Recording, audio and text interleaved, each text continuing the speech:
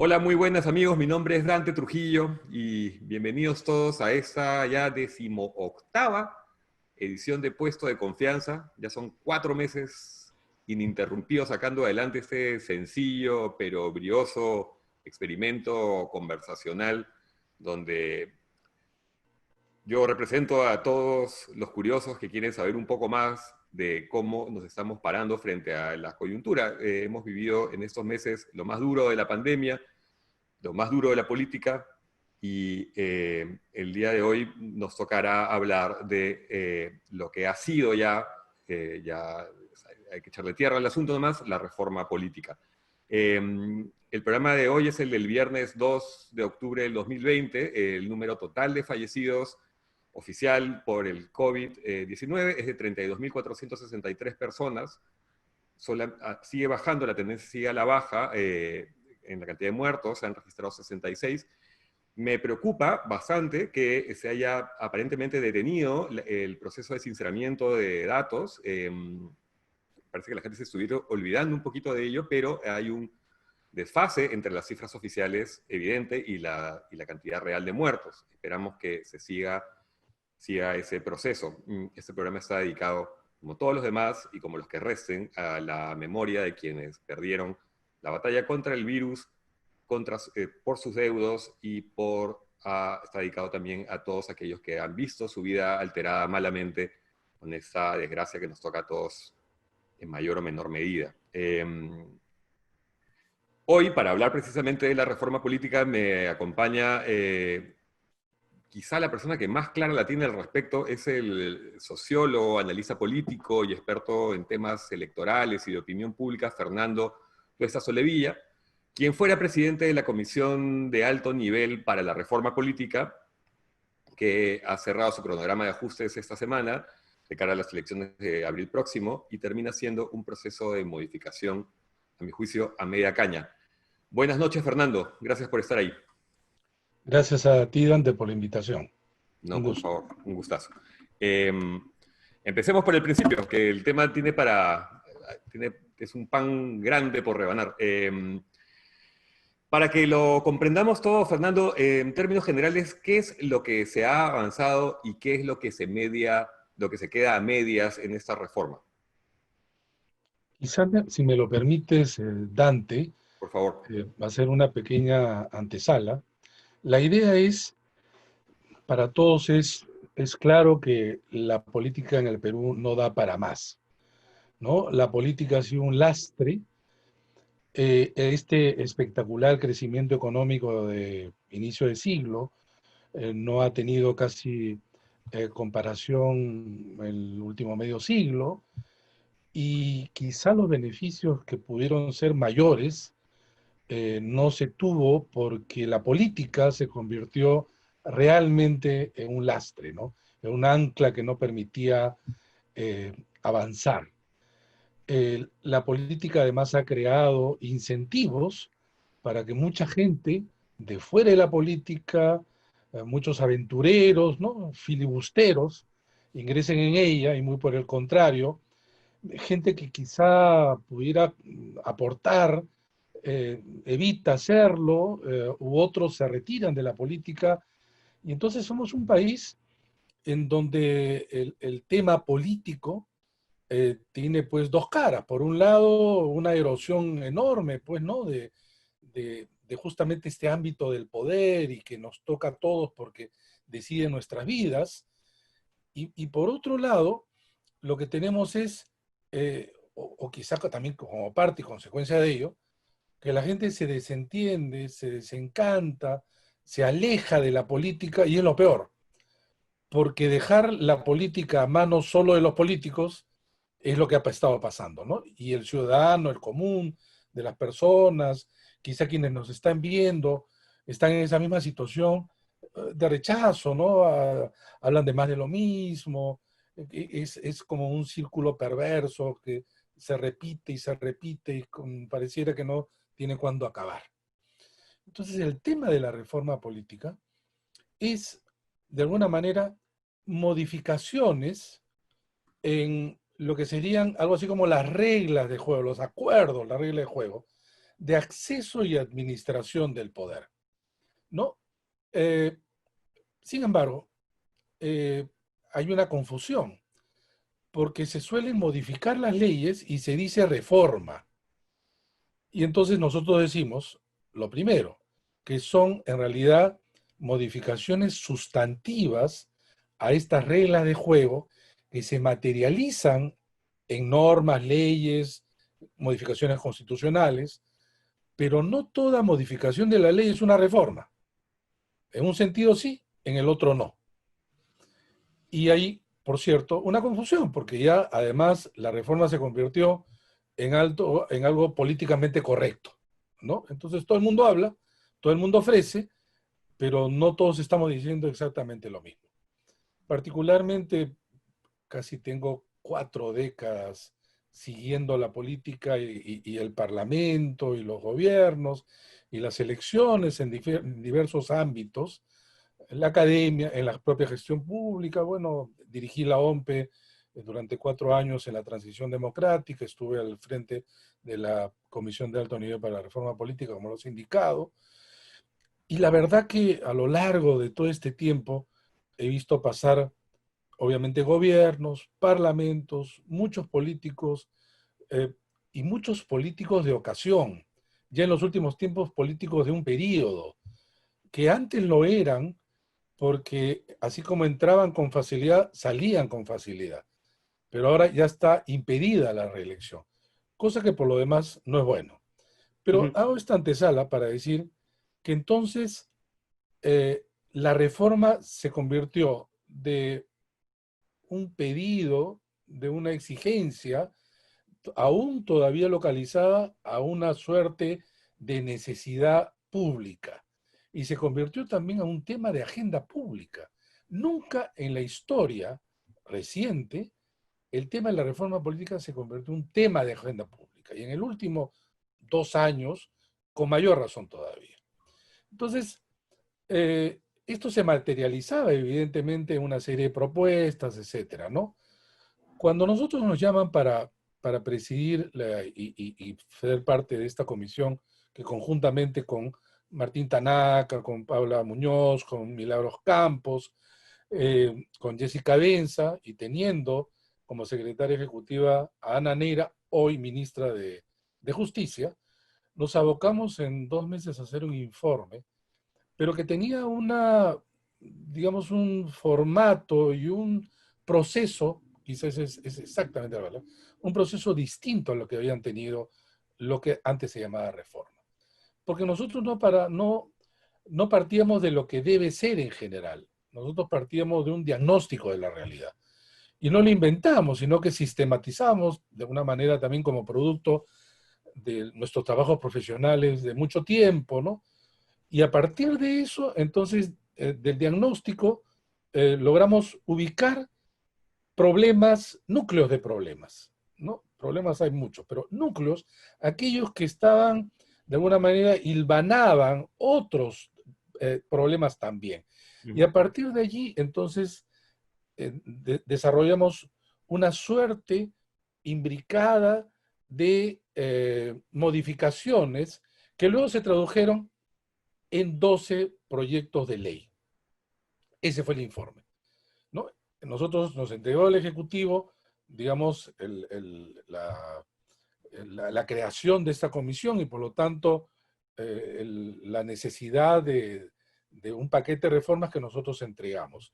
Quiero hacer un pie de página para aclarar un punto. Nosotros no trabajamos para el gobierno, ¿no? Nosotros además fue un trabajo de honores. Eh, Es más, las 3 únicas veces que nos reunimos con el presidente Vizcarra, el Ejecutivo no tenía una idea. Ujú. Lo que tenía es quizá una voluntad. Ujú. Ujú. Pero Una en el intención. país ningún partido lo tenía, tampoco el Congreso. ¿No? No es que de ahí nació, ¿no? No, entonces, nosotros entregamos este informe que tenía una particularidad que hemos insistido de manera reiterada porque parece que algunos nos están achacando, algo así como que porque no ha salido nuestra responsabilidad y probablemente lo producto que esto tenga hacia adelante también, sino que estos 12 formaban parte de un paquete, pero no era pues una suma de productos, era el resultado de este diagnóstico, pero que a su vez tenía que verse de manera integral. Y nosotros decíamos, acá no existe la suma de las partes y no lo puedes coger una parte, desarrollarla y luego aprobarla o no. Es cierto que era, de alguna manera, digamos, ambicioso, Ujú. pero para nosotros era realizable y viable. Es más, en algunos casos dijimos, esto no lo vamos a tocar porque de acá a 2 años es corto tiempo, pusimos una hoja de ruta. Bueno, de esos 12, el gobierno tomó en realidad 11 y uno no lo asumió en su totalidad, que era aquel que tenía que ver, que se llamaba de gobernabilidad, que tenía que ver con la bicameralidad. en el Ejecutivo, ya nosotros ya no tenemos que ver con esto, decidieron que, dada el referéndum que había rechazado la bicameralidad, no era oportuno en este momento desarrollarla. Sin embargo, partes de las relaciones entre Ejecutivo y Legislativo sí la tomaron. De esos 12, 4 eran de nivel constitucional y 8 de nivel legal. El gobierno presenta 6 inicialmente. Y el anterior Congreso discute esos 6. Y entonces, aprueba 4 leyes. Uno era sobre inscripción y cancelación de partidos. Quizá la que se tomó de manera, digamos, más completa, no está propuesta. La segunda tenía que ver con la democracia interna. Y el punto nodal era que se debían realizar para seleccionar los candidatos lo que se llamaban las PASO, que es en realidad el nombre argentino, nosotros no lo pusimos ahí, pero en la ley sí lo puso, que son las primarias, abiertas, simultáneas y obligatorias. Ese fue, dicho sea de paso, un gran paso. Fue aprobado el Congreso anterior y luego un conjunto de artículos que tenían que ver con el financiamiento de los partidos y finalmente otro pequeño paquete, digamos, de una ley que llamamos de sistema electoral, donde estaba, por ejemplo, la paridad y alternancia. Asimismo, ya de orden constitucional, una primera votación sobre la inmunidad parlamentaria y, en segundo lugar, la prohibición para candidatear de aquellas personas que tenían sentencia en primera instancia por delito doloso. Este fue el paquete que se aprobó y que incluso se llevó hasta la cuestión de confianza el año pasado. Este Congreso, ¿qué tenía que hacer? Lo expresamos, lo dijimos, participamos en los debates, dijimos, lo que ustedes tienen, digamos, como una tarea, ¿no? Completar la reforma porque no hay mucho tiempo y mejorar lo que se había aprobado. ¿Por qué mejorar? Porque el Congreso anterior aprobaba una norma, por ejemplo, la de la democracia interna, y le colocaba una disposición transitoria que, para el caso, la desfiguraba. Y entonces, así como es a varias, ¿no? Por ejemplo, paridad y alternancia dijeron, bien, el cuerpo de la ley bien, pero te pone una disposición transitoria y te dice, en el 2021, 40%, en el 26, 45%, y en el 31, 50%. Ya no es paridad, pues, ¿no? Y así te iban poniendo esto. Entonces, en este Congreso, la idea es, saca estos trampitas del Congreso anterior, pero ¿qué hizo este Congreso? Cometió los mismos errores como el anterior, y entonces, ¿qué es lo que ha quedado? Porque el día 28 de septiembre fue el último plazo para introducir reformas en el ámbito electoral. Y disculpa esta digresión No, al bastante contrario, larga, creo que antesala, aclarando muy bien todo. ¿no? Entonces, sobre la norma constitucional, en segunda votación, se aprobó efectivamente que ya no van a poder postular aquellos candidatos que tienen sentencia en primera instancia por delito doloso. Sin embargo, nosotros pusimos aquellos con más de 4 años, ¿no? El problema es que ellos quitaron los 4 años y por delito doloso puede ser casi cualquier cosa. Pero además le agregaron que no pueden ser funcionarios de confianza que estuvieran incursos en esta situación, lo cual es terrible, porque te imaginarás en el Perú en primera instancia, te pueden, digamos, sancionar por cualquier cosa, Claro. ¿no? cosas administrativas, con lo cual en realidad estás limitando el acceso. Pero eso se ha aprobado y es norma constitucional modificada. La de inmunidad parlamentaria que tanto se ha hablado, el Congreso anterior votó por una modificación que no era la nuestra, ¿no? Porque nosotros lo que queríamos era que quien levante la inmunidad fuera una entidad distinta al Congreso. Ujú. Porque si uno leía bien la Constitución y el reglamento del Congreso, dice, uno no podía estar en desacuerdo con eso. ¿El problema cuál era? El problema era la práctica. ¿Qué cosa era la práctica? Que en el momento que se reunían las comisiones respectivas, lo que hacían era alargarla, en realidad, en el fondo, lo que ya sabemos todos, ¿no? Ujú. Es decir, Se blindaban. protegerse. Entonces nosotros dijimos, no, esto lo debe hacer la Corte Suprema. No cualquier juez, sino la Corte Suprema. Eso no lo aprobó el Congreso anterior, pero este Congreso fue peor todavía. Ujú. Modifica en primera votación, donde en realidad se protegen más, quitan la inmunidad al presidente de la República y eliminan el antejuicio político a los mismos Tribunal Constitucional como defensor del pueblo. Un desastre. Esta segunda, sin embargo, no ha ido a una segunda votación aún. Ujú. En realidad, lo correcto sería que no se apruebe. El no aprobarse, ¿a qué llevaría? A que se mantenga el artículo actual, es decir, aquel que nosotros quisimos reformar. O sea que sobre este tema, la inmunidad, adiós. Salvo que por X razones se presente una nueva modificación en el Congreso que debe pasar por 2 votaciones con 2/3 como mínimo, o sea, 87 votos. Ujú.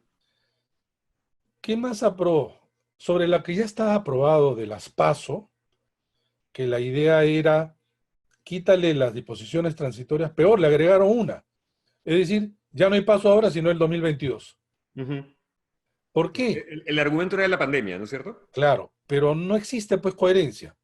Y lo manifesté, ya, estoy hablando a título personal, en su momento, porque el presidente de la República, y yo creo que cometió un error, en una de sus presentaciones, estoy hablando creo que en abril, Ujú. dijo, dada la pandemia, nosotros creemos que no se debe realizar las elecciones internas de tal manera. Esa misma tarde presentaron 2 proyectos de ley con sustentación y todo. Las comisiones no se manejan así. Se demoran para empezar. Pero además, entusiastamente, yo le decía, de acuerdo, hay un tema ahí que hay que cuidar, que es la salud pública. Pero entonces tienes que pensarlo en el conjunto. Es decir, elecciones internas, primera y segunda vuelta, hay que discutir en conjunto. No, ellos simplemente se deshicieron de las elecciones primarias. ¿Por qué? Porque querían, y así lo aprobaron, las elecciones internas de toda la vida. De toda la vida, vale decir, ellos organizaban, pero eran Como un las club. cuestionadas. Eran esas elecciones cuestionadas, eran las elecciones internas que siempre, pero ¿quién las cuestionaba? Los externos, no, lo cuestionaban los propios militantes. Y entonces uno ve los medios de comunicación en cada elección interna y hay pues hasta violencia física, ¿no? Entre bandos, grupos, etcétera, ¿no? O sea, las elecciones internas eran pues así, digamos, no correspondían a lo que el nombre dice, pues democracia interna, bajo Ujú, ningún punto ujú, de vista, ¿no? ujú. Entonces, eso, sobre democracia interna, lo patearon para el 2022. No va a haber. Va a haber ahora unas elecciones internas, felizmente que se logró que lo hagan la OMPE, pero ¿sabes cuántos partidos hay? 24 Eso partidos. te iba a decir, respecto a eso, si no me equivoco es el 9 de diciembre, eso, hasta el 9 de diciembre, pero no se hacen, Hasta el 6 de diciembre, creo. pero no se van a hacer en simultáneo, ¿no? Sino que Bueno, es cada que partido lo va a ese hacer a era, su aire, con los costos económicos, pero no solo económicos que eso implica, ¿no es cierto? mira, Por qué no se hicieron de un queco? O sea, ¿por qué? Porque la ley que aprobó el Congreso dice que ese es un rango de fecha. mm, Entonces el partido puede decir, bueno, yo quiero este domingo, no, yo el próximo. Pero al quitarle la simultaneidad, impides que la OMPE pueda organizarlo de manera más eficiente, de manera tal, además, que baja los costos Claro, y expones menos al personal, para empezar. correcto. Porque son elecciones que las tienes que realizar a nivel nacional. Tú imagínate, hay 24 partidos y el partido, no sé, pues por decir, el partido aprista decide en este domingo que sea por delegados. El hombre tiene que estar acompañándolo, no sé, pues en los 25, 27 de circunscripción, 26 circunscripciones, Ujú. ¿no? Y otro partido, y dos partidos más. Pero luego el siguiente domingo otros partidos, pero ya no lo quieren por delegados, sino lo quieren de otra manera. O sea, lo que le quitaron era justamente lo que nosotros queríamos eh, colocar como punto fuerte, que era que tenían que ser primarias, que tenían que ser obligatorias, que tenían que ser simultáneas y Ujú. tenían que ser abiertas. Ni siquiera le quitaron solamente a quitarle la abierta porque no le gustaba, ni siquiera a los militantes. El tema es que luego aparece la posibilidad de hacerlo de manera no presencial, no presencial. Y eso es lo que yo particularmente también cuestionaba. Le decía, ustedes están diciendo que las PASO deben ir al próximo año por un tema de pandemia. Si son coherentes, tienen que hacerla no presencial. Porque además ustedes dicen, según registro del Jurado Nacional de Elecciones, que entre todos los partidos hay 1,5 millones. Bueno, estás exponiendo a 1,5 millones. Entonces, ¿por qué no lo hacen no presencial? Ujú. Al último aprueban la ley, pero ¿sabes cuál es el problema? Lo aprueban tarde. Entonces la OMPE, que tiene que hacer auditoría para lo que sería justamente los programas y todo lo que eso implica, está sin tiempo. Entonces Ujú. casi tengo entendido que ya ni siquiera van a poder aprobar con el método no presencial, porque esto es ahora nada más a fines de noviembre, inicio de diciembre. Y dime una cosa, Entonces, tengo una curiosidad, y eso de haber empujado que la democracia interna sea así, no en simultáneo, yo lo que pensaba es, ¿no será como cuando antes la gente postulaba a la universidad y probabas otra universidad por si, o sea, como backup, tipo, postula a la universidad, yo quiero postular a la universidad A, pero voy a postular primero a la B por si acá. O sea, no porque, lo digo por el margen, perdón, por el margen de invitados, no por los militantes. no, porque van a votar solamente los afiliados a los partidos, y hay un padrón, y el padrón lo está proporcionando el RENIEC. O sea, si tú votas este domingo, no puedes votar el siguiente domingo, porque además no puede ser, no puede estar afiliado en dos partidos. Pero no, yo no me refería a los votantes, sino a los candidatos, a quienes candidatean. Como Ya, invitado de un partido, si me dan un número que no me gusta, no podría, ¿no? no, porque eh, para las elecciones internas tienes que ser también afiliado. Sin embargo, lo que tú dices es lo que en realidad se dice frecuentemente invitados, pero en realidad son, la ley siempre ha hablado de designados. ¿Cuál es la diferencia? Que la ley permite que el 20% de la lista sean designados, 20%, uno de cada cinco, ¿no? Entonces tú tienes de los 130, que es el total del Congreso y las listas de todos lados, el partido se puede reservar hasta 26 designados. Ujú, El designado puede ser uno de fuera, o ujú, sea, un partido te invita a ti, pero eso es después de las elecciones internas. Ya es para inscribir la lista. Pero también podría ocurrir que dentro de los designados esté yo, que soy dirigente del partido. Esa no era la idea de la ley anteriormente. ujú. Efectivamente, la idea de la ley era que esa cuota, en este caso el 20%, era para gente que no milita, pues, ¿no? Y que por diferentes circunstancias está cerca al partido, pero no milita, ¿no? Y tú quieres acoger a esta gente. Ujú. Pero la ley anterior no precisó de que el 20% deben ser no militantes, pero tampoco decía ante la ley que los que iban a las elecciones internas tenían que ser militantes. Ujú. Entonces, ¿qué pasaba en la ley anterior? Que un partido podía colocar sus 130 todos no miembros del partido. La única condición que te decía ley es que 3/4 partes debían pasar por las internas.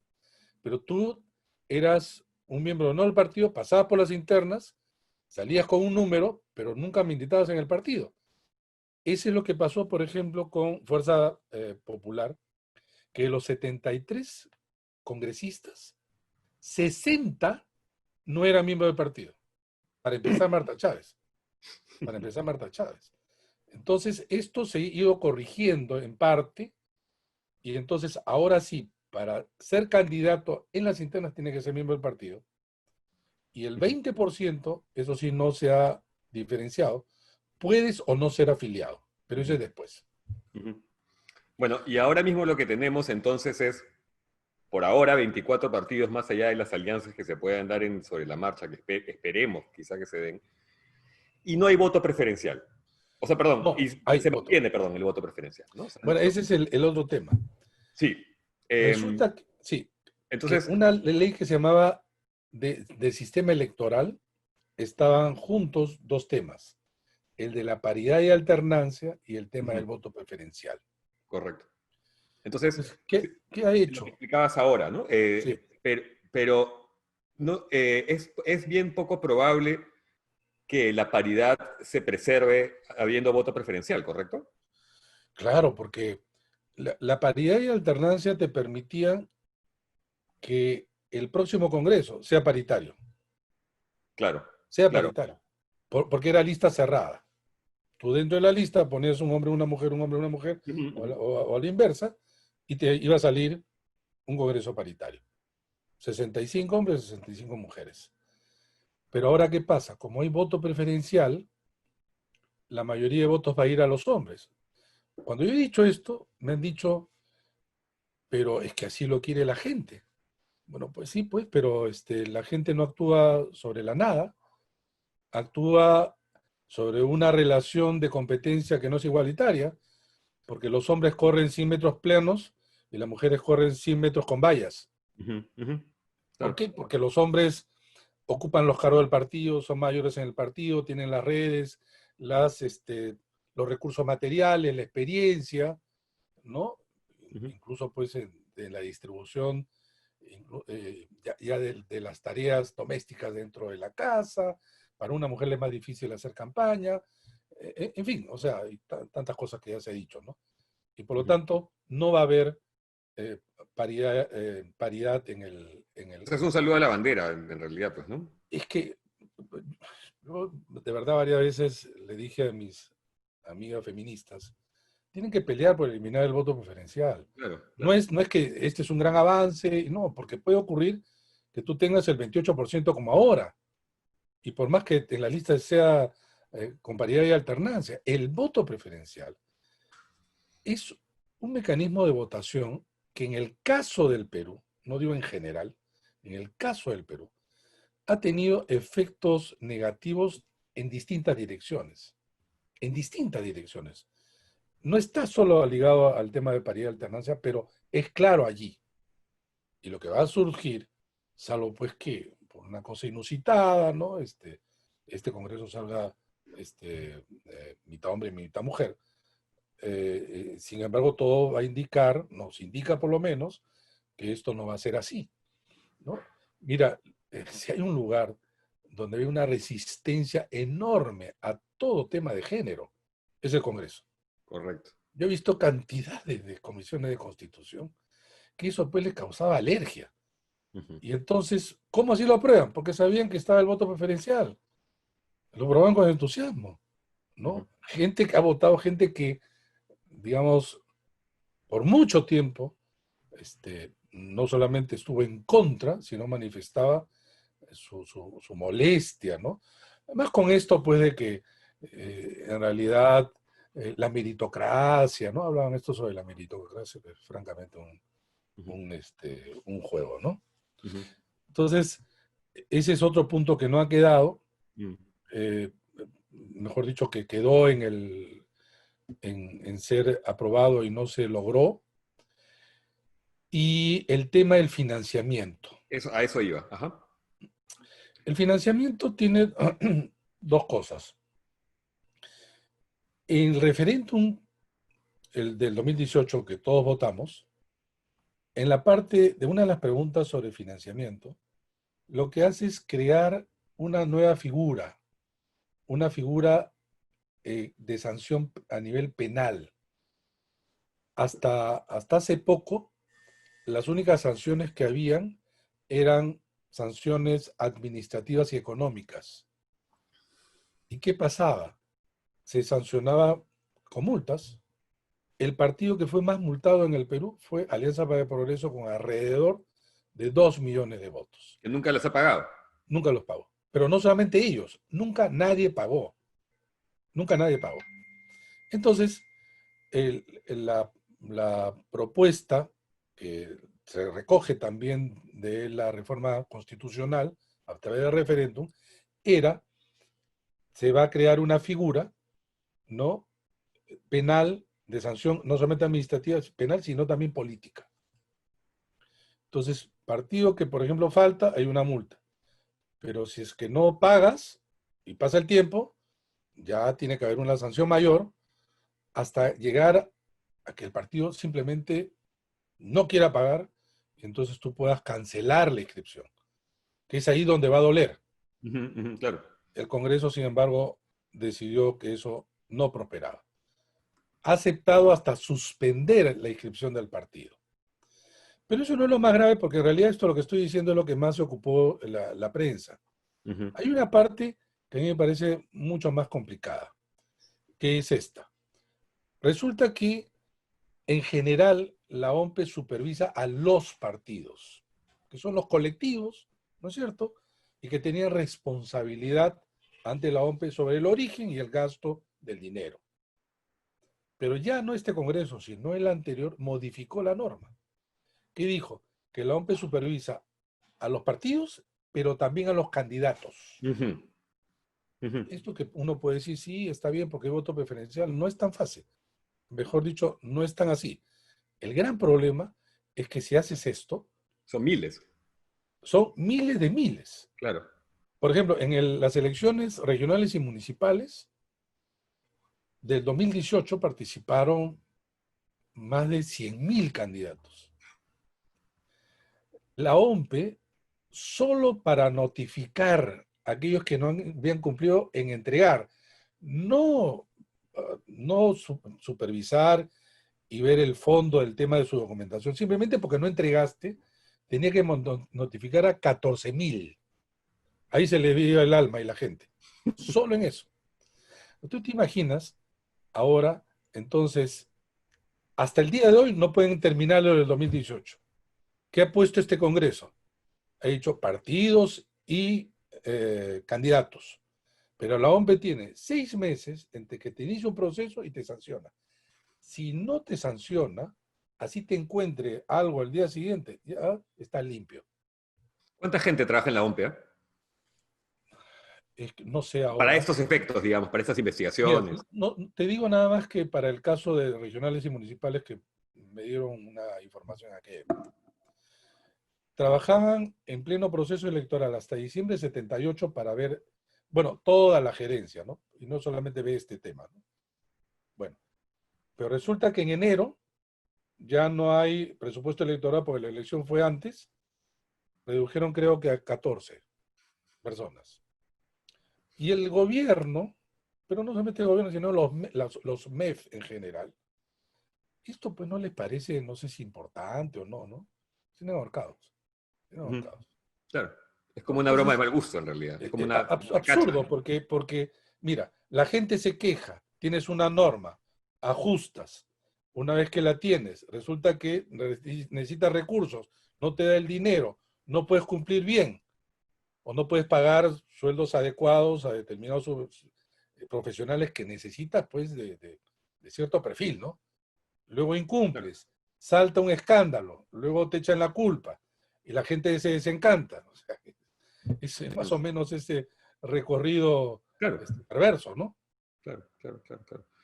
Este congreso, qué bestia. No sé tú, yo le tenía ilusión a este congreso y qué bestia para defraudar a toda la población. Ahora, te quiero hacer una pregunta. ¿Ha quedado absolutamente zanjado el asunto de que los congresistas del 2016 y del 2020 no podrán postular el 2021? Lo digo porque desde algunas agrupaciones parece que pretenden impugnar, ¿no?, el asunto, ¿no? Y queda poco tiempo. Entonces, y la preocupación es, ay mamita, así las cosas podrían volver, pues, gente como Becerril, Mulder, Bartra, ¿sí? ¿Cómo es eso? ¿Cómo funciona eso? A ver, siempre se busca pues resquicio, ¿no? Yo te digo en general, yo sí he estado a favor de la reelección parlamentaria. Ujú, Quizá claro. la única modificación que se pudo hacer es que de repente tengas un límite, ¿no? Dos o tres y luego eh, tienes que descansar un tiempo.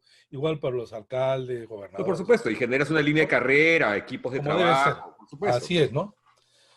Pero Pero la bueno, ley dice que pero la no. ley finalmente se aprobó y el cambio de la Constitución.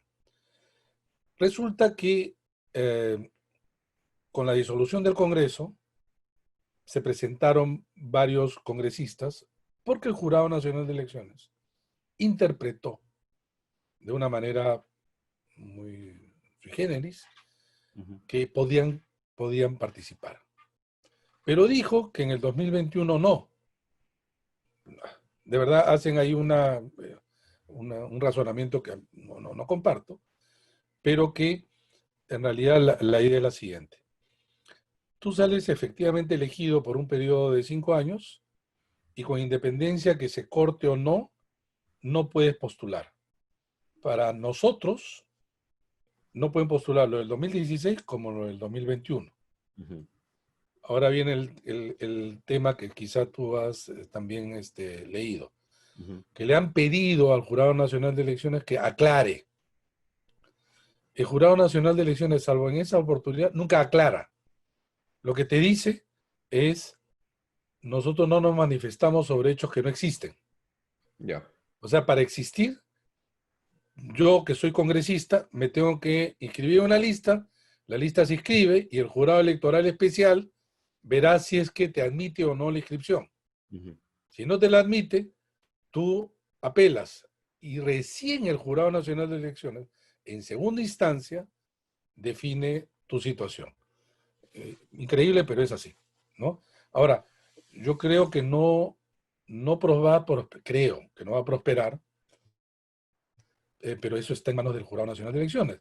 Ahora, si es que prosperara, yo les preguntaría, señores, entonces, digamos en el hipotético caso, obviamente negado, el señor Kuczynski podría ser candidato a la presidencia, Claro. porque dirían, él no está en el cargo y por lo tanto no es inmediato, que es el argumento que van a tomar los congresistas del 2016-2019. Es decir, los que están en el cargo son los que están ahora, nosotros ya no.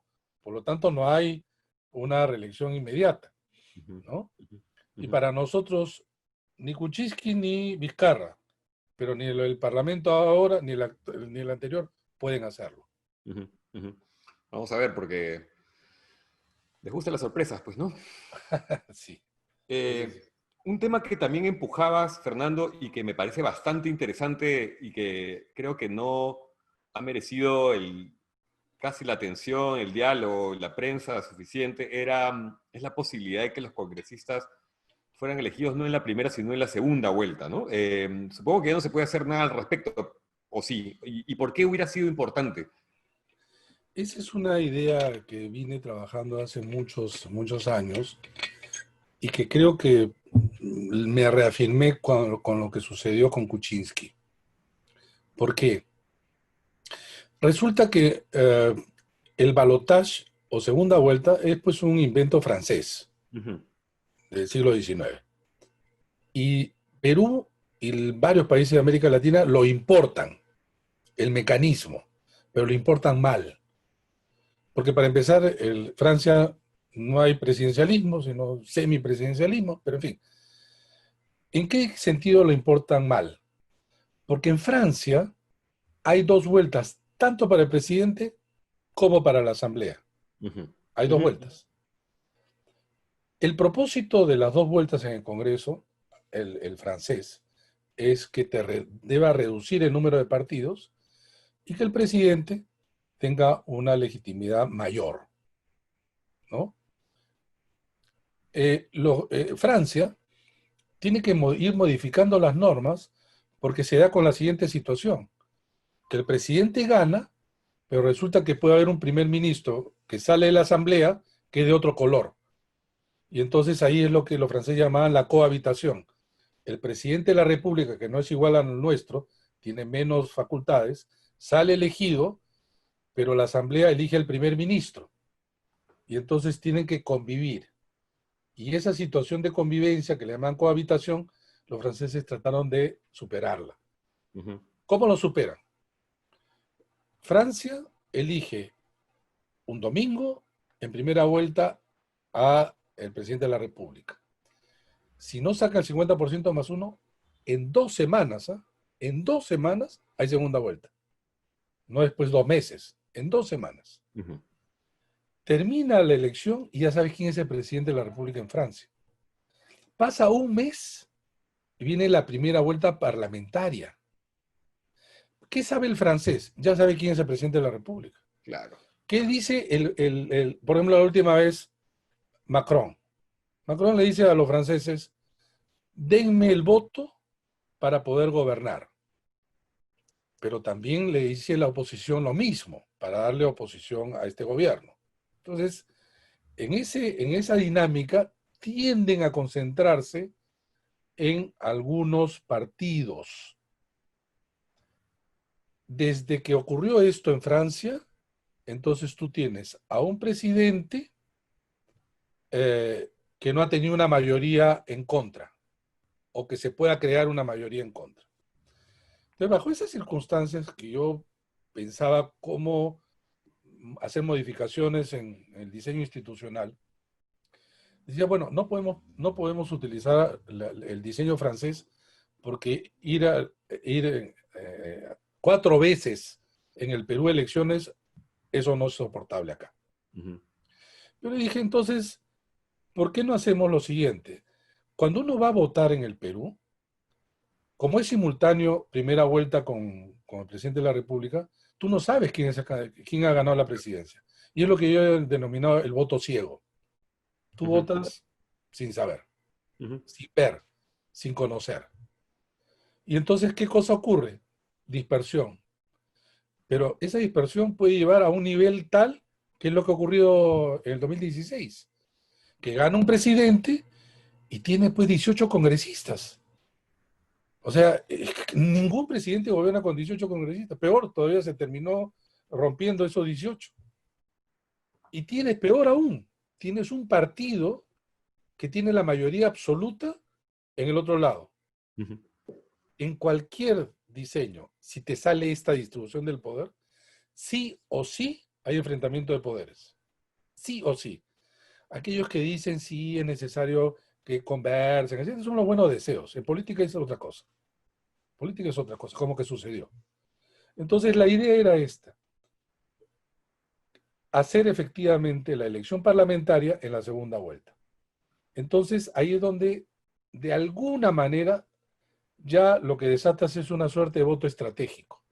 Porque en primera vuelta puede ganar uno.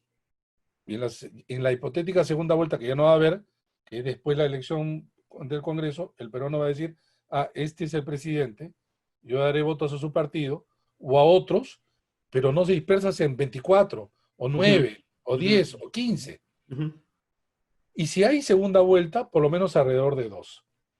En el Congreso anterior, en las discusiones en la Comisión de Constitución, que eran terribles, decían, ustedes quieren el bipartidismo.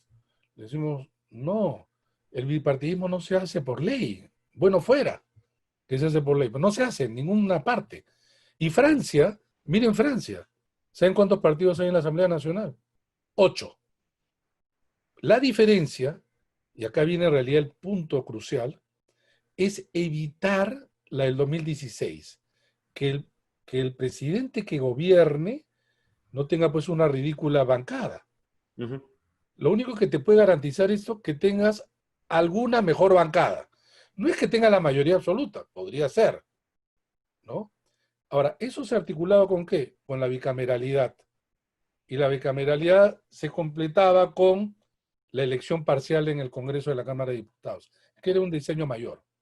Ujú. Esto, por supuesto, no se discutió bien, hablaban de, de bipartidismo, es un poco complicado, ¿no? O sea, ahora mismo se ha quedado en el Creo que no limbo hasta entendieron. sabe Dios cuándo.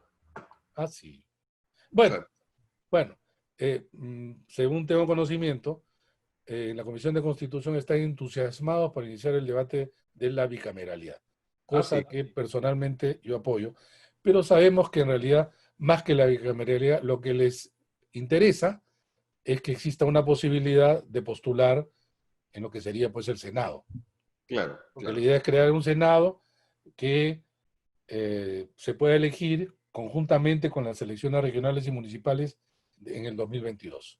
Ah, Ese así. es, sí, sí, sí, Eso es claro. súper extraño, ¿no? Es súper raro eso. O sea, ¿entrarían después?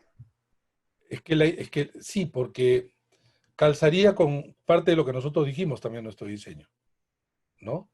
La idea era elegir ahora, digamos, un Congreso que sería la Cámara Baja, y a partir del medio periodo aparecía el Senado y de ahí para adelante los dos, Mm, pero con inter- periodos que debieran permitir además un cronograma de elecciones ordenado. ujú, Porque ¿qué es lo que tienes ahora? Tú tienes ahora elecciones próximas, el 21, presidencial y parlamentaria. El 22 tienes regional y municipal. ujú, Juntas por una diferencia de un año. ujú. Y de allí, del 22, no hay nada hasta el 26. Y resulta que el 26, el mismo año, tienes presidencial, parlamentaria, regional y municipal. Claro. Uno en primer semestre, el otro en el segundo semestre, como ya ocurrió en el 2006. Entonces, para nosotros esto había que ordenarlo, ¿no? De tal manera que cada 2 años y medio tú ibas a votar, Ujú, exactamente cada dos ujú, años y ujú, medio, ¿no? ujú, Entonces distribuías un poco la ujú. participación. Bueno, vamos a ver cómo prospera eso los próximos meses. Un tema que yo tampoco lo tenía en el radar y del que me he enterado hace poco es el asunto este que el Estado destina el 0,1% de la UIT por cada voto emitido para elegir representantes al legislativo, ¿no? Si no estoy mal, 0,1% de la UIT es casi 10 soles. No Lo sé mal. curioso, lo que tú has señalado, es que este dinero se destina a los partidos políticos.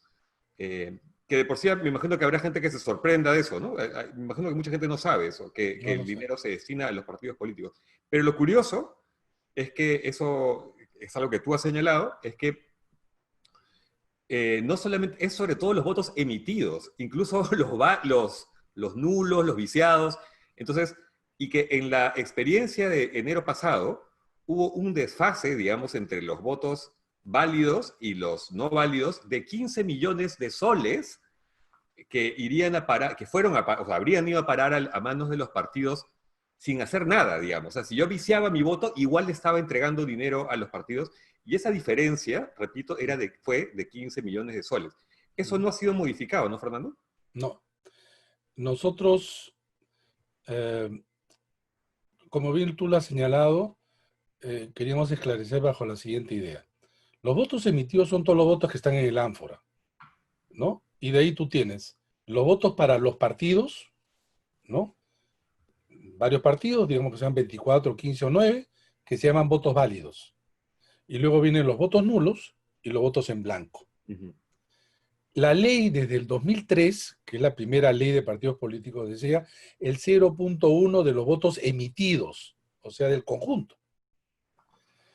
La comisión, señalamos en ese artículo que hay que modificar en válidos. Entró así a la Comisión de Constitución.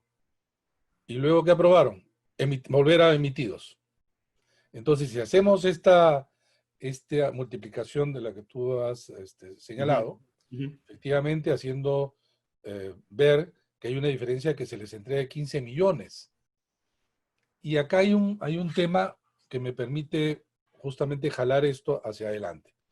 Por favor. Del 2003 se supone que se le debe entregar el dinero a los partidos, pero no se les entregó hasta el 2017. En todas partes se entrega dinero del Estado a los partidos, en todas partes, salvo en Bolivia y en Venezuela. Entonces, esto no tiene que ver con estatismo. Imagínate, además, en Bolivia de Evo Morales y en la Venezuela de Chávez, contra que algunos creen, no, ahí es donde no había esto. En todos los países de América Latina hay dinero del Estado. Los partidos no tienen dinero, ¿no? Bueno, entonces, y ese dinero que reciben los partidos está destinado para dos grandes rubros. Uno para gastos ordinarios, para que te abran el local, ¿no? Tú puedes pagar el local, un pequeño grupo de gente que pueda atender, el mobiliario, etcétera, etcétera, etcétera. Y otra bolsa dedicada a lo que podría ser la formación, ¿no? Y quiere decir capacitación, formación de militantes, hasta investigación, etcétera.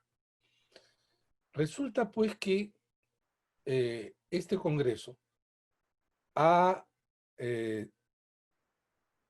añadido que en esta segunda parte, donde es la capacitación, etcétera, se puede gastar también para campañas electorales. Esto que podría verse mal, algunos lo han criticado, sin embargo, habría que decirlo que las leyes lo que tienen que hacer también es sincerar las cosas, no evadirlas y no hacer de tal manera que violen la ley porque nadie lo puede cumplir. Entonces, antes estaba prohibido, pero era ridículo. Por ejemplo, un partido había alquilado este local, pero era para gastos ordinarios, para el desempeño del partido en general. Pero no podía gastarlo en campaña electoral. Entonces, cuando venía la campaña electoral, yo tenía que, no sé, pues que alquilar la casa de al lado. Era absurdo. ¿Qué hacían los partidos? Agarraban las cuentas, tú sabes, la escondían, la manipulaban, porque era absurdo. Entonces, eso se ha sincerado. Pero acá viene lo otro. Un partido le dan ese dinero, pero ¿saben lo que están haciendo algunos partidos? No lo gastan. Entonces, o gastan poco. Esos partidos que luego critican a los gobiernos diciendo que no se gasta, no lo gastan o gastan poco. Pero lo peor de todo no es eso, sino que a diferencia del Estado, no revierte al tesoro, sino lo mantienen en su caja. Ya hay partidos que han acumulado dinero hasta el día de hoy, no voy a decir el nombre de un partido, pero ya tenía programado comprarse un edificio. Pero perdona, Fernando, ¿y eso por qué no se evidencia, se hace público? ¿Por qué no se...? Bueno, yo tengo una voz pequeña, pues, ¿no? Sí, No, pero digo, eso es una información que está al alcance de cualquiera, me imagino, ¿no? sí, porque tú puedes entrar en la OMPE, ahí están digamos, las cuentas, y ese es el otro problema, Dante. No está mal que se le dé a los partidos, pero se les tiene que... La OMPE no puede evitarlo, porque le está permitido. ¿Te das cuenta? Y encima le echan la culpa a la OMPE cuando no puede hacer cosas porque está pues maniatado, Claro, claro, ¿no? son ejecutivos, ¿no? Maniatado. Y tampoco, claro, es una institución donde va a decir y va a denunciar a los partidos. Un poco complicado, ¿no? Pero ahí en la parte del dinero hay muchas, muchas cosas. Si todo lo que salta en relación a Odebrecht, ha visto que todos los partidos dicen, tiene que ver pues con campaña. Y resulta que sacan algo así como su papel donde dice la OMPE me verificó. No, señores, o sea, sí verificó en parte, pero tampoco es que no les podían hacer nada, o les ponías un tiempo limitado, ¿no? Entonces no es que están limpios y puros. También es cierto, sin embargo, que el diseño de cómo se ve el tema del dinero llevaba a que los partidos también, de alguna manera, falten a la ley porque hay un tema de fondo. O sea, los gastos de campaña han subido enormemente y los partidos no tenían dinero. ¿De dónde sacaban? ¿Cómo cubrías esa brecha? De dos maneras. Vas y pasas el sombrero, pues, ¿no? Pero quien te da, a diferencia de una iglesia, ¿no? Quien te da, te dice, bueno, yo te doy, pero después tú me das. Acá no existe, pues, filantropía, ¿no? Nadie entrega dinero a cambio de nada, ¿no? Y eso es lo que ocurrió. Entonces, la cosa empeora, ¿sabes con qué? Con el voto preferencial. Porque si es que yo tengo intereses corporativos, incluso puede ser con dinero ilegal, mal habido, ¿no? Yo puedo ir y te digo, a ver, ¿en qué partido estás? Tal partido. Mira, yo te financio la campaña. Claro, A ti. No tengo que pasar por el partido, a ti. claro. Pero luego también de otro partido. Y entonces hago la bancada con mis intereses. le podemos llamar, por ejemplo, la bancada universitaria, ¿no? Como ya que ya hemos visto. Hay varios partidos, varios partidos. Y así también. Y es por eso Ya. que ves el representante de los colectiveros, pues, informales. ¿Ha pasado por el lado del partido? No. Ahora, ¿tú te imaginas eso en los lugares donde hay pues, qué sé yo, contrabando, Claro, donde hay narcotráfico, capital ¿no? ilegal, ¿no? Mafias de todo tipo? Si el partido no te financia individualmente, no Correcto. tiene dinero para financiarte la campaña. O sea, en Es realidad sí algo lo así como tiene, o sea, cada sí lo uno ves tendría cómo lo hace. claro, sí lo tendría un poco si es que usasen esos recursos yo no sabía lo que tú estás diciendo, me parece escandaloso y me he quedado pensando mucho en eso, cómo no se hace más público. Ese Pero clientelismo, además, pero además, Dante, si es que tú eliminas el voto preferencial, ya no es el candidato individualmente quien hace campaña, es el partido. correcto, se acaba el clientelismo, pues, ¿no? Claro, entonces tú dices, yo soy el partido tal, esta es mi propuesta, ¿no? Claro, necesito obviamente dinero, etcétera, pero ya es otra cosa. Claro, no Mm, estamos hablando de grandes partidos muy institucionalizados, pero reduces el riesgo, pues. claro. Ese es el tema. Reduces el ¿Y riesgo. tú crees que han estado en contra de derogarlo simplemente por mezquindad, digamos? Porque sabían que no tenían un aparato pragmático, programático que los llevara. Y tú, pues Podemos, ¿ya? O sea, que si no era por las personas, o sea, si no era por Urresti, por decirlo, nadie iba a votar por Podemos porque no tiene un programa. O sea, es eso, será esa la razón. O sea, que por seguir individualizando la política, digamos, ¿no es cierto? Miren, mira, en el Congreso, en todo caso, hasta en la Comisión de Constitución, donde se supone están los mejores cuadros, tú veías dos cosas. Algunos que intuían que por ahí esto no nos ayuda Ujú, o esto nos conviene, ujú. pero la gran mayoría ni siquiera han leído la ley. Pero Claro, te es que creo. de verdad bueno, vengo a años, te digo, acompañando al Congreso, a la Comisión de Constitución, este, tengo cierta paciencia, ¿no? Pero los conozco, o sea, pero la mayoría, de verdad, no han leído lo que discuten. Entonces te salen diciendo, no, usted nunca ha militado, te dicen, ¿no?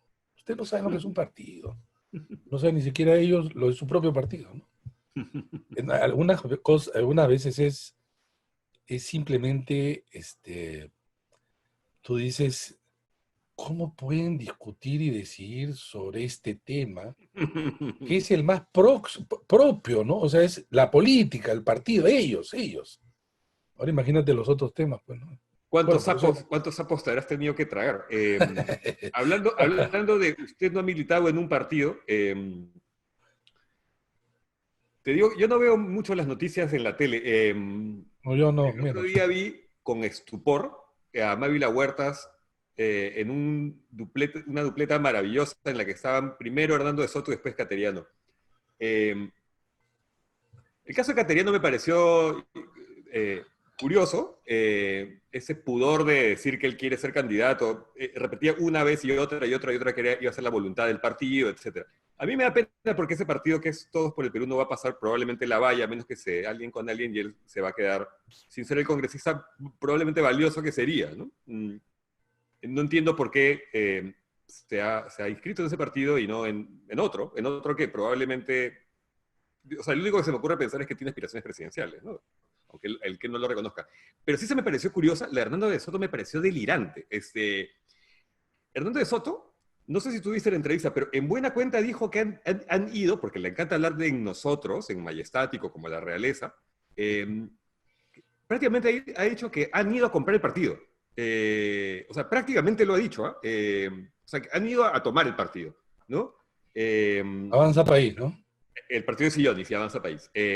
No, no, si yo ni Avanza no. País, o sea, a ver, Hernando de Soto, ¿no? Ese es un caso, la semana pasada con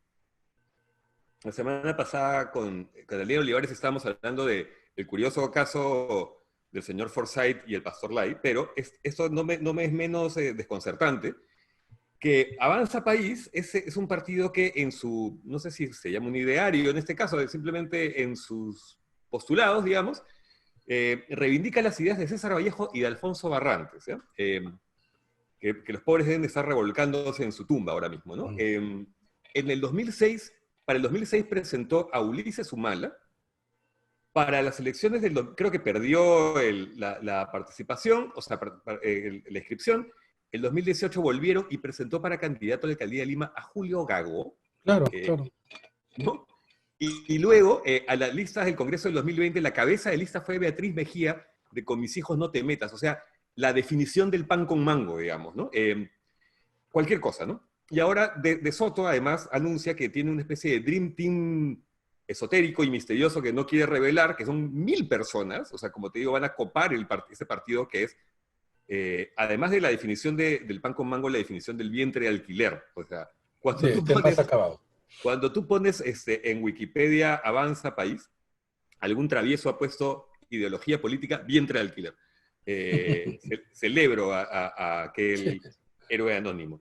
¿De qué sirve todo eso de lo que estamos hablando, la reforma electoral, etcétera, si al final vamos a tener esto? O sea, te pregunto, ¿para qué sirve tantos esfuerzos, el trabajo de la comisión, tantas discusiones, si al final vamos a tener 24 partidos que se presentan, sin la menor capacidad de aliarse, que sería lo más, si tuviesen, yo sospecho, un genuino compromiso nacional, buscarían aliarse con otros, Cateriano con De Soto, con Guzmán, qué sé yo, ¿no? Hacer más fuerza común y no apuntar a individualismos, ¿no? Que no conducen, que no van a conducir a nada, y que más bien van a favorecer quizás a los más temerarios, ¿no?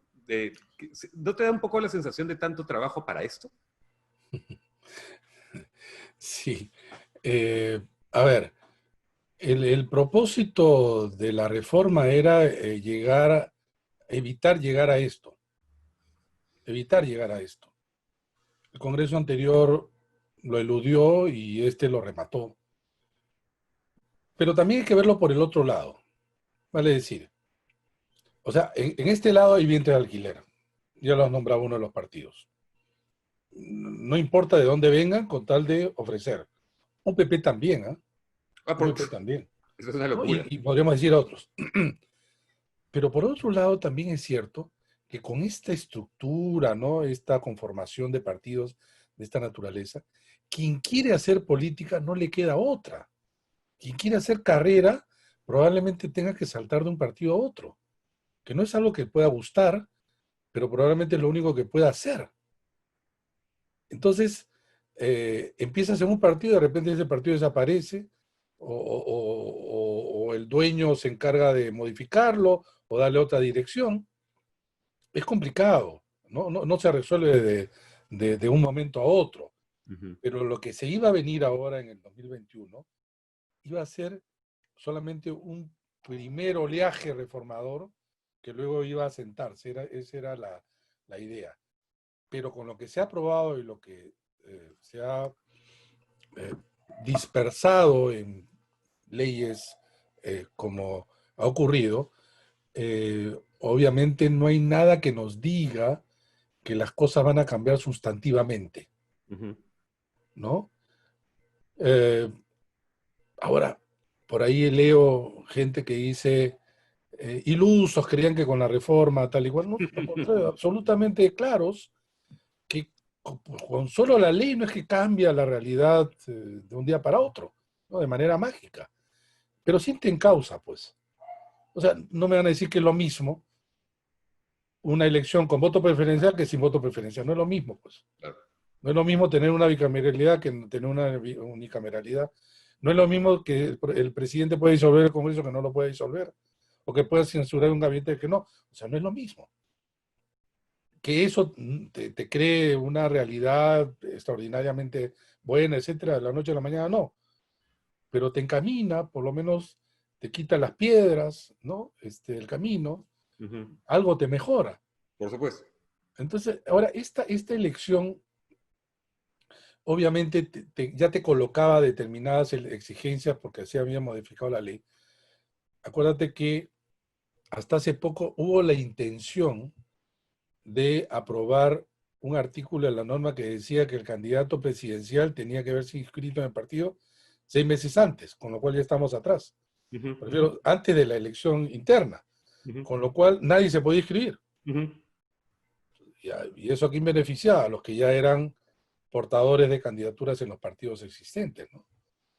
Esto se ha abierto un poco con lo que ya vemos, pero no lo suficiente como para que entren otros partidos que se están formando. Entonces te quedaste en el camino, no sé, pues, este partido creo que se llamaba Buen Gobierno de Jorge Nieto, Sí. el de Verónica Mendoza y otros más que estaban intentando, ¿no? Ujú, Se cierra. No hay partidos nuevos del último que fue el Partido Morado, ujú, inscrito, ujú, ¿no? Entonces, tampoco estás oxigenando, pues no mucho, ujú. pero la idea era encaminarlo. Pucha, ay mamita. Esta semana se han reunido, esta semana ha sido creo, ¿no? Se han reunido Vizcarra y Merino. Para cambiar un poquito el tema.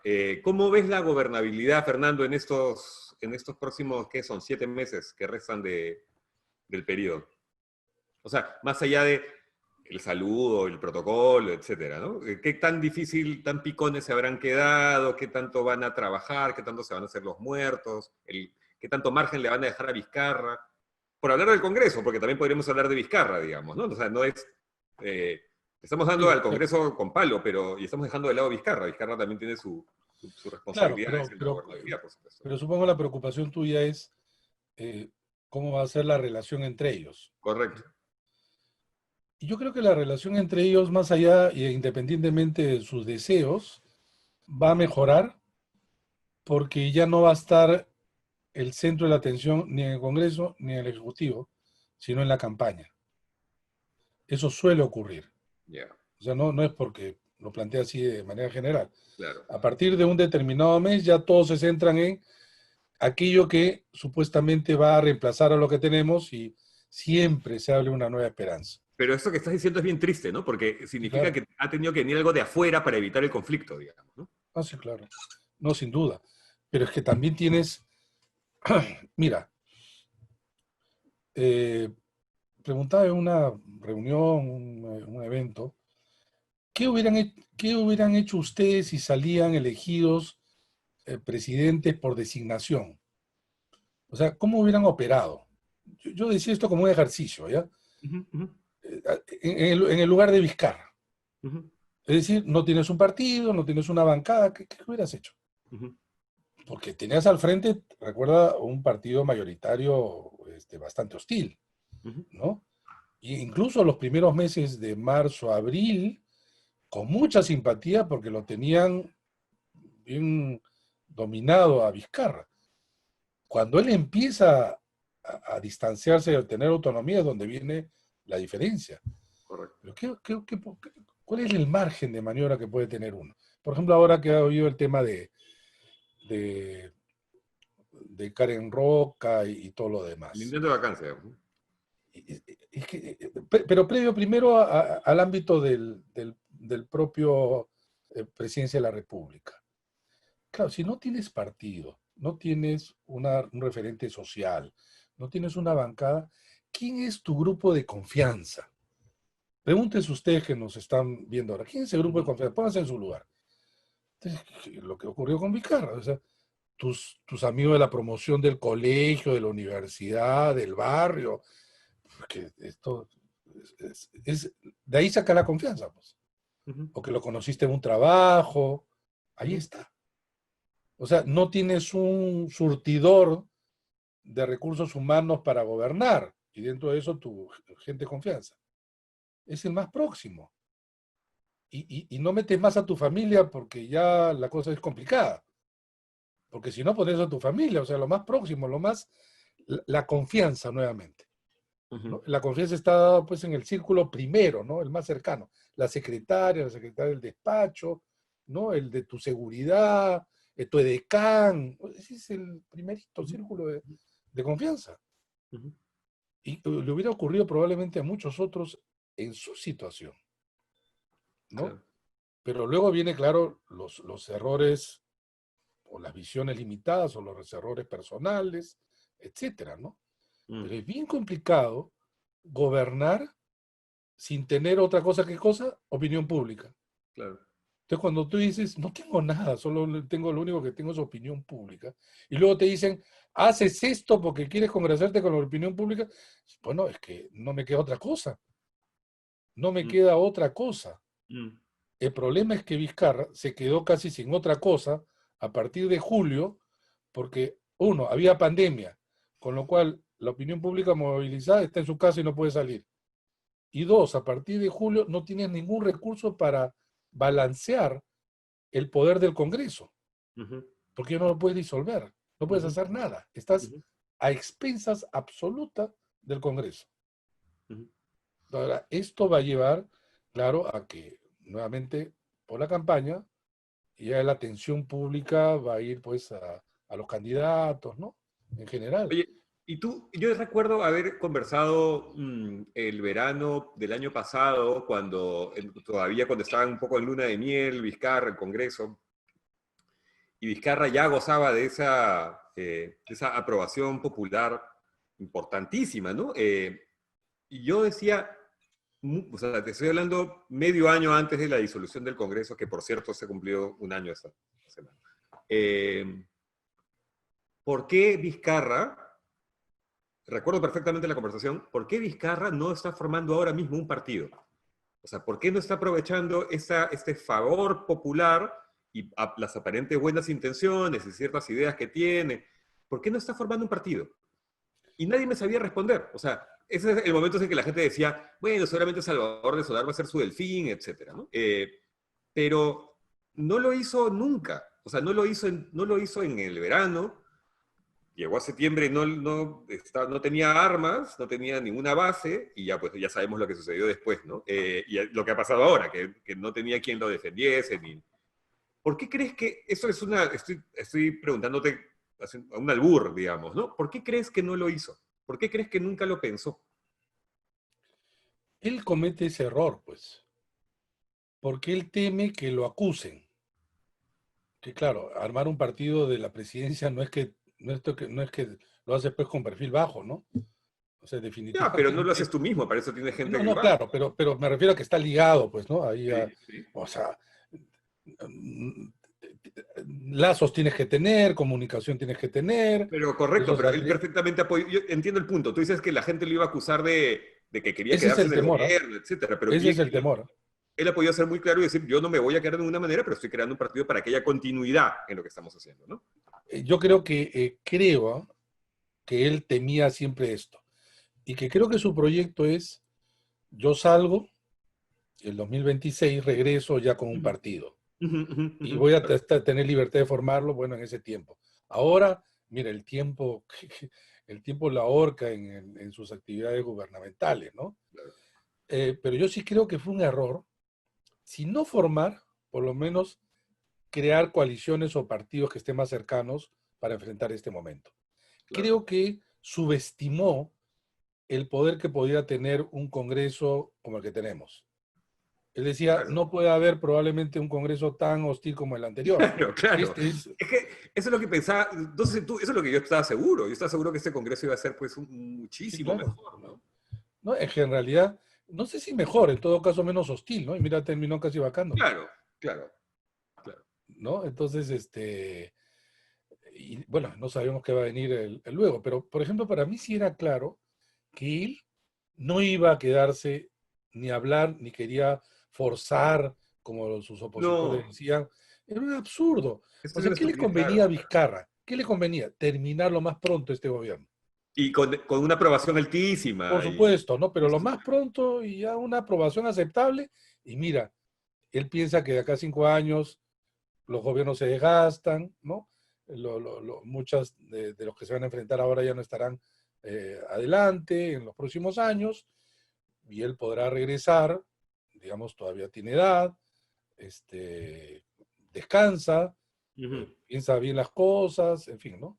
ujú. Pero que se iba a quedar de ninguna manera. Es más, nosotros en el informe, y se lo hicimos saber de arranque, colocamos además una mayor precisión en el sentido de no puede postular ninguna persona que en el quinquenio haya estado en el cargo, sea por elección y sea por sucesión.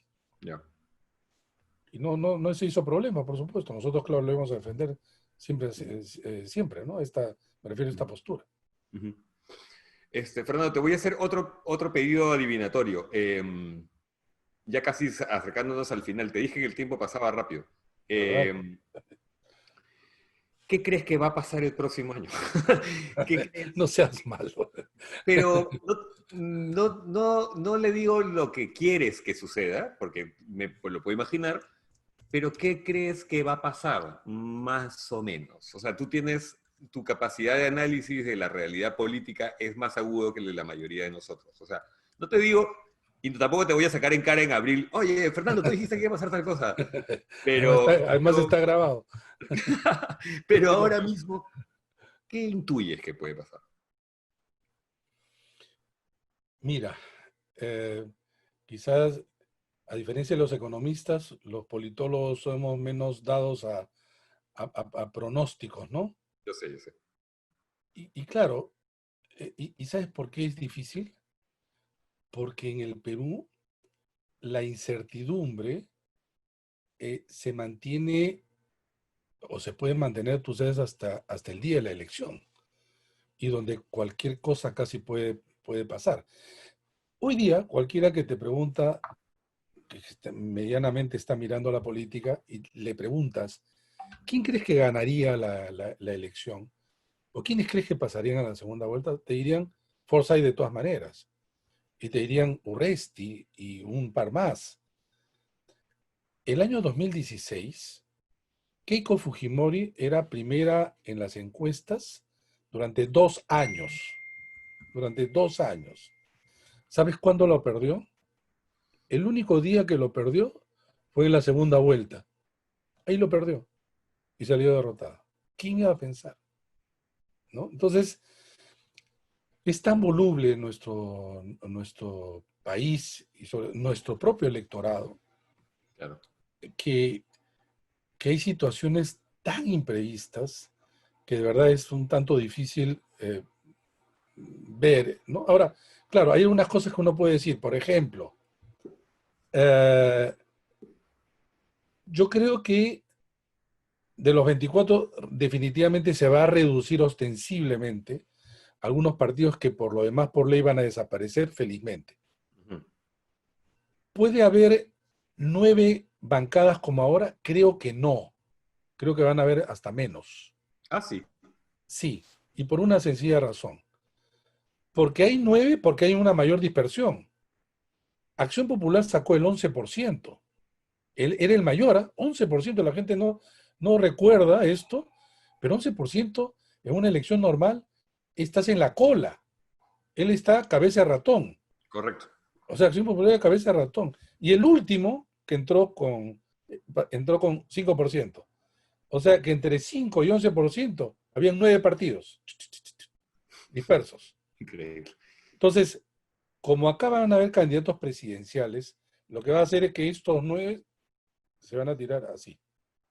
Entonces van a reducir un poco el número. Salvo que, como ocurrió en el 2011, se presenten varias alianzas y entonces ya están cobijando a varios partidos que a la hora de eh, estar en el Congreso ya se separan, ¿no? Entonces ya se multiplican los Ujú, partidos. ujú. Pero creo que ese es uno. Mm. Dos, como van las cosas, es altamente improbable, por lo tanto, que exista un partido tan mayoritario como ocurrió con Keiko Fujimori y Fuerza Popular. Eso es bueno si lo ves desde el punto de vista de una relación no confrontacional entre Ejecutivo y Congreso. Eh, y no está mal. Eh, y entonces la dispersión también te puede llevar, repito, a curiosamente a una mayor posibilidad entonces de acuerdo, porque ¿sabes cómo se han dividido antes los parlamentos del año con Toledo, García, Humala? Eh, sí, ellos tres básicamente, que tú tenías el, la bancada oficialista, que era más o menos un tercio. Luego tenías como un tercio la opositora. Y luego tenías en medio las que yo llamaba las terceras bancadas, que le daban un cierto equilibrio y Ujú, generalmente un cierto apoyo, ujú, y así nos hemos sobrellevado de Toledo hasta el 2016. Esto puede regresar, esto puede regresar. El gran problema es que no hay nada que nos indique que lo que hemos visto, algunos rasgos, vayan a, visto del 16 ahora, vayan a desaparecer.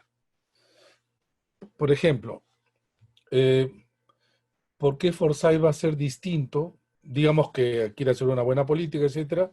Si tienes un partido que lo ha cobijado, pero esa restauración nacional no es solamente un grupo de evangélicos como base, sino que va a tener que traer gente de fuera, ¿no? Y esos son vínculos que no son fuertes. ujú. Si fuera el caso de, estoy hablando de Forsyth por decir el que ahora Claro, sí, sí, sí, está sí. primero, ¿no? Ujú, Entonces, ¿qué posibilidades se abre? ¿Que las listas parlamentarias mejoren?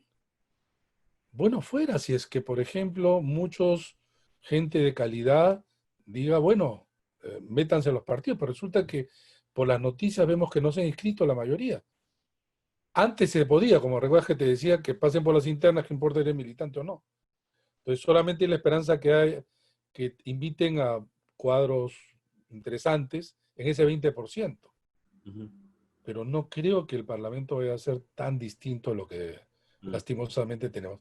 Quizá con mayores cabezas, eso podría ser, porque, por ejemplo, el candidato a la vicepresidencia puede ser también candidato al Congreso. Entonces, eso, eso te hace diferente a la elección del 26 de enero, ujú. donde era una elección mucho más plana. Claro, claro, claro. Algunos incluso eh, que no querían ser parte de este Congreso, sino este nuevo Congreso que tiene 5 años. Algo así Claro. como que se habían guardado, Ujú, ¿no? Y algunos que no entraron, que fueron más o menos buenos candidatos, pero no tuvieron el voto preferencial a su favor, van a volver a postular. ujú. Y ahí podría sacar, digamos, quizás, esperemos, ¿no? Un mejor Congreso, un mejor Congreso. Bueno, esto es palabras mayores en el Perú, ¿no? Pucha, ojalá, porque el reto que tienen por delante es bravo. Es más bravo Inmenso. que. O sea, la gran diferencia quizá con todos los congresos que has mencionado, e incluso con el 2016, es que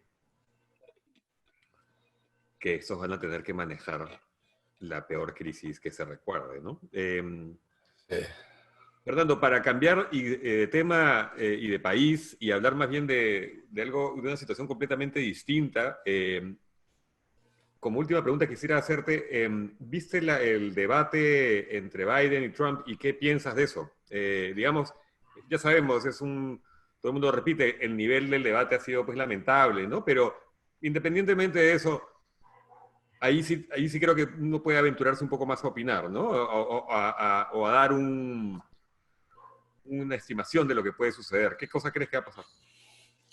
Mira, eh, en los debates en general, son vistos por gente en una proporción alta de quienes ya eligieron su voto. Uh -huh. O sea, nunca vas a convencer al otro, ¿no? Y en ese sentido creo que, ¿sabes por qué gana Trump para mí? Porque Trump debió ser derrotado allí y en el empate gana. Por ejemplo, ¿qué cosa era fuerte contra Trump? Era cómo afrontó la pandemia con la cantidad de miles de muertos en Estados Unidos y la situación económica. Uh -huh. Eso Biden no lo pudo, digamos, instalar como una idea fuerza que, digamos, pudiera erosionar, ¿no? A ese candidato que sabemos o que sabían o que presumíamos estaba, digamos, en su propio hábitat.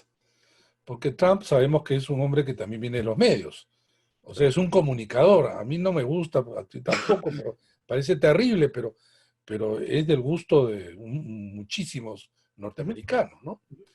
Entonces, eh, obviamente se está jugando los últimos días a todo dar, tratando de radicalizar lo más que puede, por eso sus referencias, y algo que es pues muy penoso para un norteamericano medianamente pues preocupado, ¿no? Por los asuntos públicos. No conozco ningún presidente en Estados Unidos que declare abiertamente que se está produciendo un fraude electoral. O sea, eso parecía nuestros países hace un tiempo, ¿no? Y lo decía Trump sin ningún rubor, pero sin ningún rubor, ¿no? Y hablaba y daba datos y todo lo demás, ¿no? Entonces, Trump ha sido para muchos la vergüenza norteamericana, ¿no? Pero terrible porque sigue erigiéndose pues él como una justamente referencia, ¿no? Mucha referencia. Y bajo él ha cobijado el crecimiento y nacimiento de una extrema derecha terrible y que ya lo vemos también, claro, en Europa. Sí. Eh, eh, Quizá para los que no conozcan el sistema electoral norteamericano, en Estados Unidos no importa ganar más votos, es como en el fútbol. No importa cuántos goles metas, lo que importa es que tú tengas un gol más que el otro, perdón. No importa cuántos goles metas, sino que tú tengas un gol más que el otro. Es decir, ¿qué importa si ganas 1-0? Porque 1-0 o 15-0 igual te dan los 3 puntos.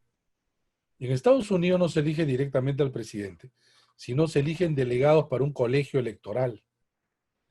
Y entonces hay un sistema que sería largo acá explicar, que es Ujú. más o menos así. Uh, en California, que es el estado más grande, ¿no? Hay un número de representantes, tanto en el Senado como en la Cámara de Representantes, y que se multiplica por 2, y estos son los llamados electores. Si gana Trump o gana Biden allí, se lleva ese número, digamos que sean 50. Son 50 electores que van al colegio electoral. Basta que le ganes por un voto, te llevas todos Ujú, ujú. esos representantes, que se van a reunir en el mes de diciembre para elegir al presidente de la República. ¿Qué quiero decir con esto? Puede ocurrir, como sucedió con la elección hace 4 años atrás que le ganó a Hillary Clinton. Hillary Clinton, en la suma de los votos de todo Estados Unidos, casi le sacó más de 3 millones de votos. Pero Trump sacó más delegados del colegio electoral y por eso ganó, Ujú, ujú. ¿no? Entonces, eh, las encuestas dan a Biden, aunque se está recortando, pero yo creo que vamos quizá a una final de foto. Y Sí. allí deciden unos pocos estados, que a veces están por un lado y a veces están por el otro. Ujú. Claro que Trump está desesperado, ¿no? Bueno, Por ya eso habla salió, a cada rato de que ellos ya tienen la vacuna, en fin, ¿no? sí. Bueno, pero ha salido también esto de lo del New York Times, ¿no? Las denuncias de... La Entiendo, denuncia según sobre el entiendo, pago de los impuestos no deducidos. es exactamente un desfalco, sino una viveza, digamos, ¿no? Es Y eso en Estados Unidos es trampa. muy fuerte, pues. Mm, Es claro. muy fuerte, ¿no? Eso de que esto es de nuestros impuestos es muy fuerte. Y luego hacen la comparación de los presidentes y él apenas pues a 700 y tantos, creo, dólares, ¿no? Algo así. Ujú, sí, 750, sí. Sí, una cosa así, pero qué Y para ridículo los además. gringos es tan importante lo de los impuestos, ¿no? Total, por eso, ¿no? Claro que viste cómo quiso voltear esto Sí. y seguramente en un sector así lo recibió, diciendo lo que pasa es que Biden quiere elevar los impuestos, Ujú, claro, claro. ¿no? Que es el otro tema, ¿no? En Estados Mm. Unidos.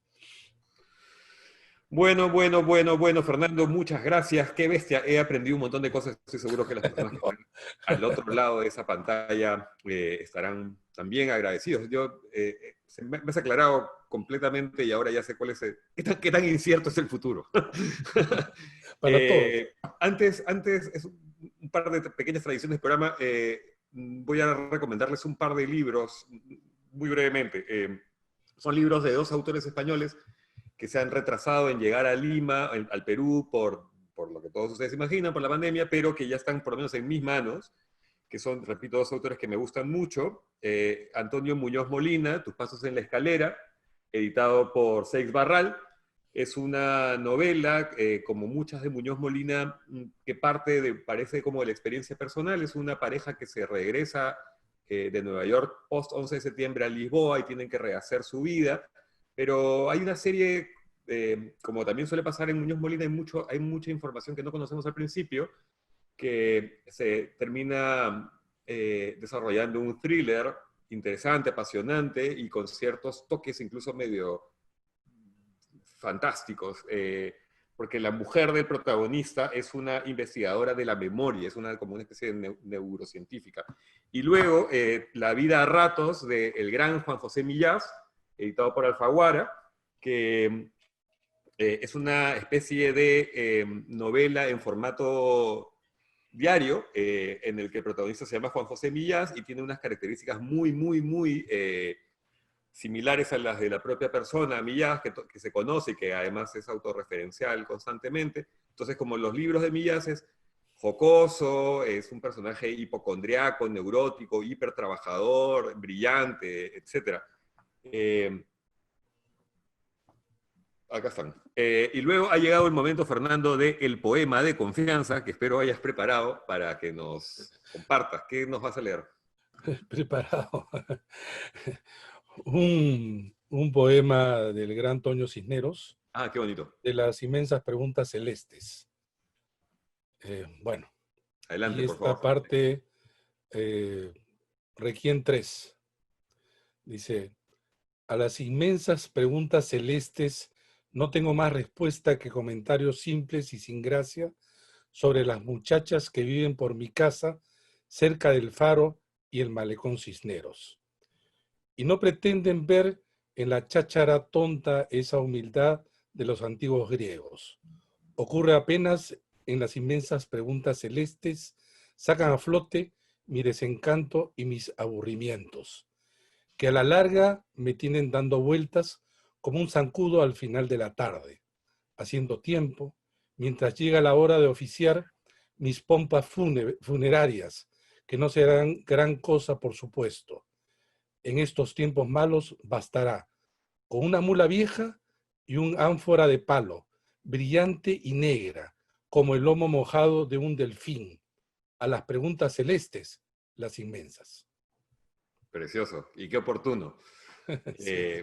Muchas gracias, Fernando. No, Fernando, gracias a ti, Dante. no, por tu tiempo, por tu lucidez, por la generosidad y la paciencia para explicar estas cosas que seguramente los periodistas y en general las personas te deben abordar constantemente, estar un poco harto de repetirlas, pero, No, bueno. pero entiendo que lo haces también con una pasión y vocación de servir, ¿no? De esclarecer, de ayudar a empujar este carro. Así es. Probablemente los próximos meses estés sumamente ocupado siguiendo este incierto futuro próximo que tenemos.